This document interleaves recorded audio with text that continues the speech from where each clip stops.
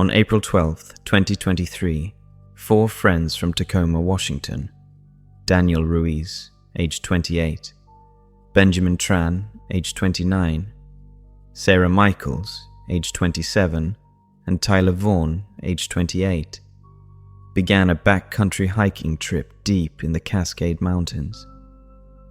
Their goal was to locate and document the remnants of an abandoned 1940s logging camp rumored to exist off the old Coldwater Logging Trail, a route that hasn't appeared on official maps in over 30 years. They carried 2 GPS units, satellite messengers, and supplies for a 6-day trek. None of them returned. When they missed their expected return date by 4 days, a family member contacted the Park Service. A search and rescue team was deployed, and after several days, the group's campsite was located deep in a restricted area of the forest, more than 6 miles from any maintained trail. The tents had been left standing, though partially collapsed. 3 backpacks were recovered. Of the 4 hikers, only one item gave any clue to what had happened: a waterproof plastic bag containing a small, spiral-etched stone and a handwritten journal, buried under a flat stack of rocks roughly 20 feet from the campsite. The journal belonged to Daniel Ruiz and appears to chronicle the events of the trip from his perspective. Investigators believe he was likely the last to remain alive. Some entries are brief and fragmented, others are detailed and increasingly unstable.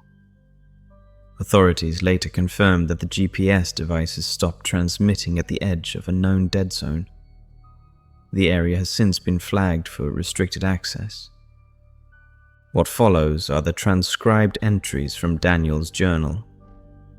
Law enforcement has not released the journal in full to the public. What you're about to read is what was made available. The rest remains classified. Day 1. April 12th. We set out around 10 a.m. from the ranger station. The trailhead for Coldwater Logging Trail is tucked a few miles past an old maintenance road that isn't marked anymore. Ben had to get the coordinates from a guy on Reddit who's into finding abandoned logging camps. Supposedly there's an old site out there, cabins, rusted machinery, maybe even records from the 40s. He's obsessed with that kind of stuff. It's me, Ben, Sara, and Tyler.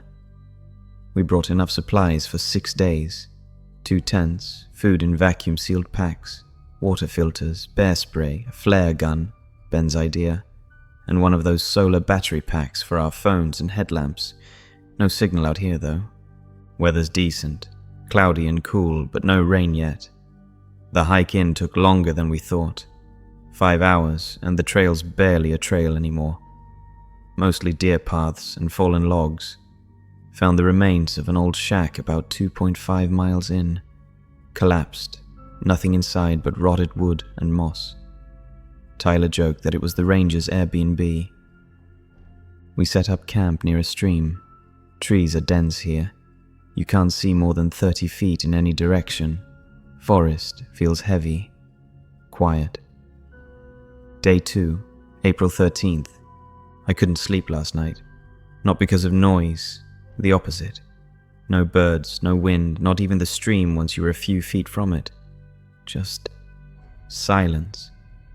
Kept thinking I heard someone walking near the tent, but every time I unzipped it and looked, there was nothing. Could have been an animal. Ben found the logging site mid-morning. It's about a 15-minute hike northeast from our camp. You can barely tell what it is at first. Just rusted beams, gears half buried in dirt. But then we saw the foundations. Concrete blocks in a rectangle, overgrown but still solid. Definitely man-made. Might have been a cabin or a supply building. We poked around, didn't find much except some broken glass and old nails. Sara thought she saw bones sticking out of the ground, but they were just roots. Tyler's acting weird today, quieter than usual. He kept rubbing his neck like something was irritating him. Said he felt like there were bugs crawling on him, but we didn't see anything. Day 3, April 14th. It rained last night. Not hard, but enough to soak the tents. Everything's damp and cold. The firewood wouldn't light this morning. We had to eat protein bars and cold instant coffee. We decided to spend more time at the site, see if we could find anything cool. Around noon, Sara found an old metal box under a pile of stones. Looked like it had been buried on purpose. Lock was rusted off. Inside, scraps of paper, all ruined by time, and a small, broken, handled axe. The blade had something etched into it, but it was hard to make out. Looked like numbers or letters. Couldn't agree on what it said. Tyler refused to go near it. He said the place was giving him migraines. We thought he was messing with us, but he got mad. Like, actually mad. Started yelling, told us to leave it alone. Then he just walked back to camp by himself. When we got back later, he wasn't there. We searched around and finally found him about 100 yards away, standing perfectly still, facing a tree. Just staring. We asked what he was doing and he said, listening. Wouldn't say to what. Sarah's freaked out. Ben thinks Tyler's playing a prank, I'm not sure. Day 4, April 15th. Something's wrong with Tyler. He didn't come out of his tent this morning. When Ben checked, he found him curled up in the sleeping bag, shaking. Said he heard scratching all night, but the outside of his tent was clean.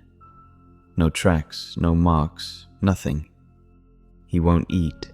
He won't talk to anyone except to ask if we heard it. Ben got frustrated and told him to stop being dramatic. I don't blame him. We're all tired.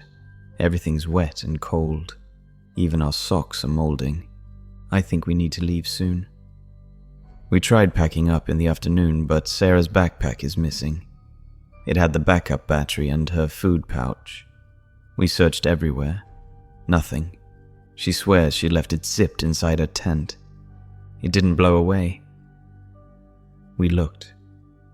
Also, we found something weird at the logging site when we went to double check in case she dropped it there. There's a second concrete foundation. We hadn't noticed it before. It was covered in moss and deadfall. There's a square metal hatch in the center. It's rusted and sealed shut. Ben tried prying it open with the axe we found, but the handle cracked. It made a horrible noise, like metal on bone. I can't explain it. That night, Tyler stood outside his tent again for almost an hour, just staring into the trees. Day 5, April 16th. Tyler's gone. I woke up at 4 a.m. and his tent was open, sleeping bag empty. No footprints, no sign of struggle, nothing. We spent most of the day looking, circled out from camp, called his name until our voices were raw.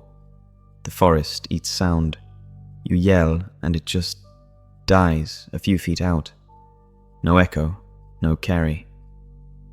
Sara found something by the hatch. A torn piece of Tyler's jacket.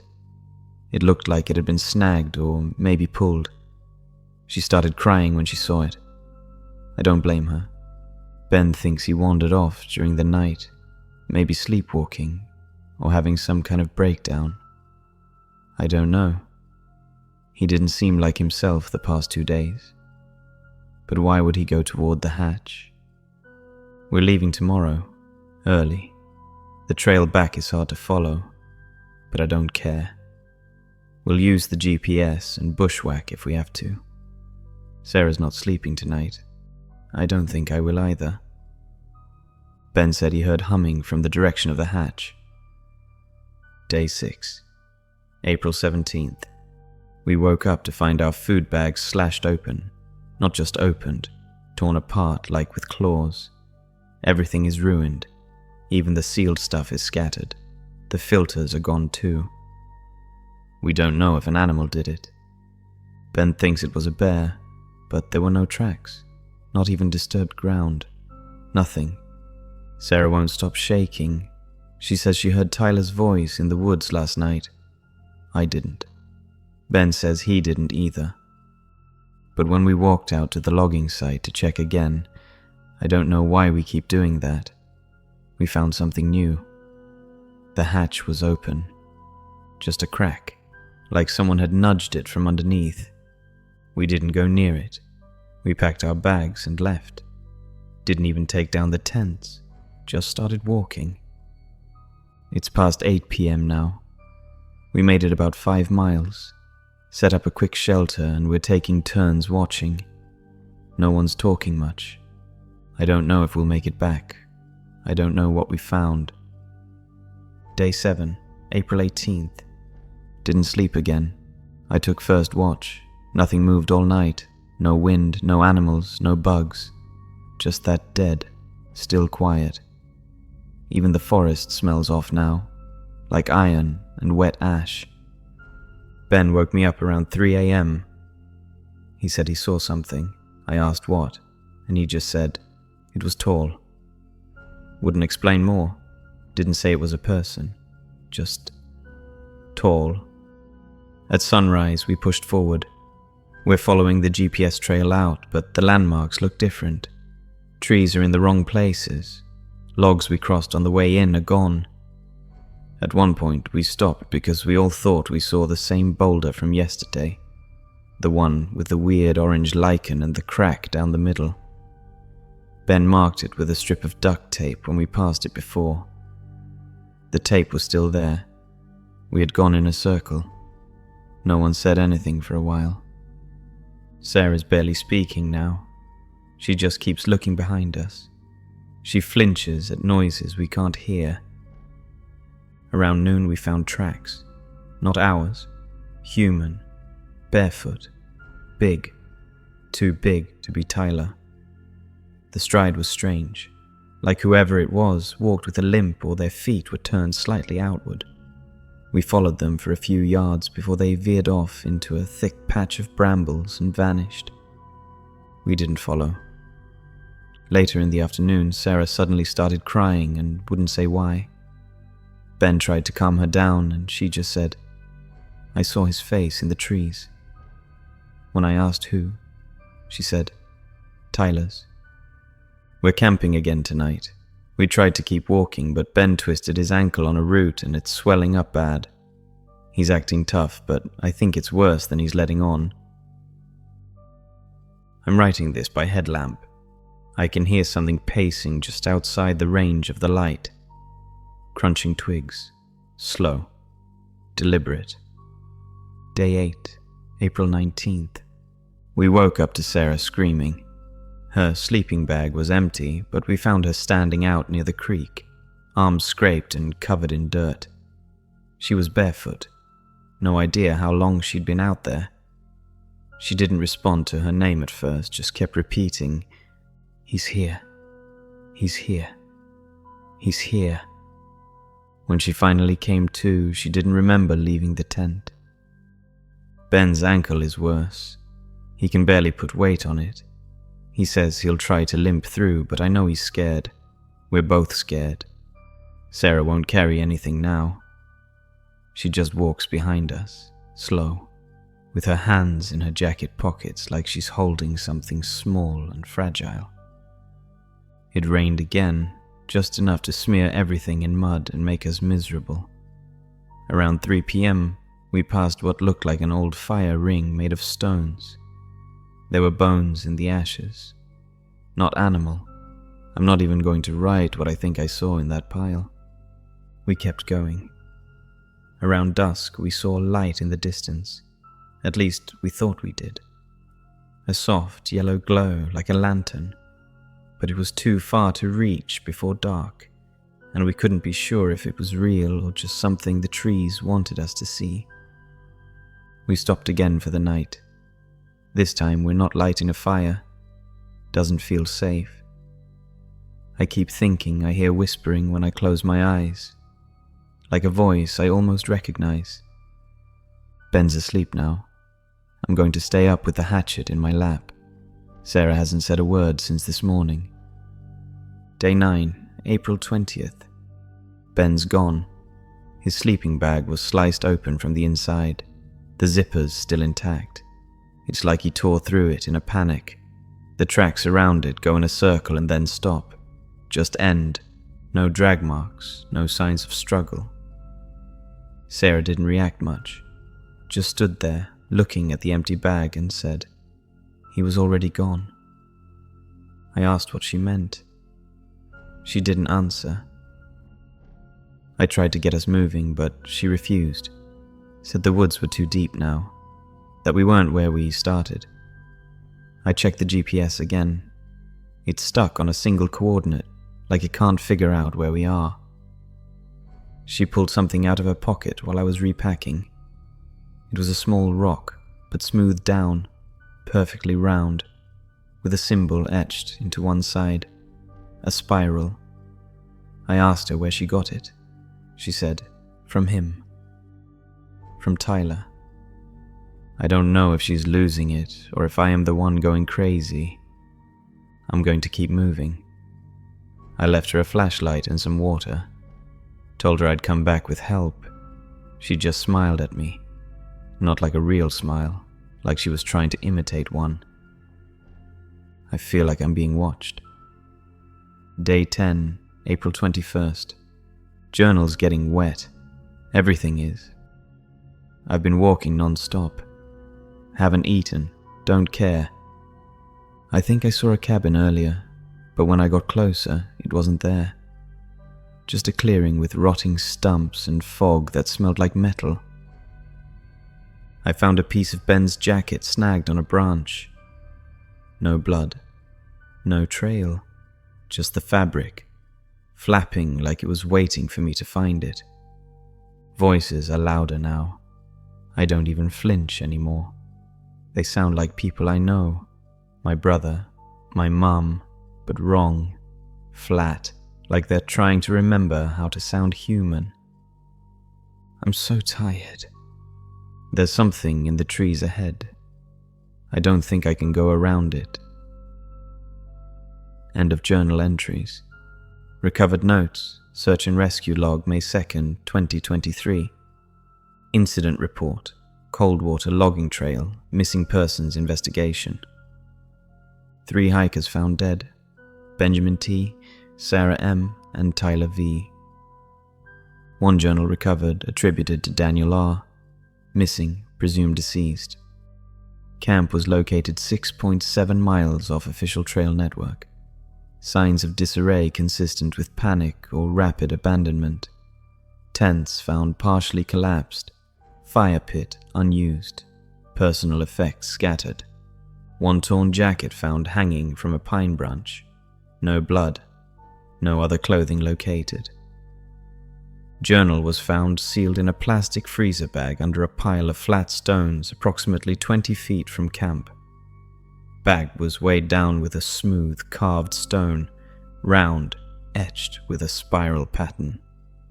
Unusual mineral content, unknown origin. The hatch mentioned in journal was located, covered in moss. Appears man-made. Survey team attempted to open. Found solid earth directly beneath. No cavity. No signs of recent disturbance. Final recorded GPS pings indicate all devices lost signal within a 200-meter radius of the site. 3 human remains found. No trace of Daniel R. Local wildlife behavior abnormal. No birdsong, few animal tracks. Silence reported by search teams noted as oppressive and unusual. Final note from SAR team lead. Something about the place didn't feel right. We marked it, logged the coordinates, and left. We were 5 adults with training and still felt the need to leave before dark. I can't explain it. It's not just a forest. Something else is out there. Case remains open. File 1734CWT. Do not distribute outside department. For more scary horror stories like this, please consider leaving a like and subscribing. Thank you.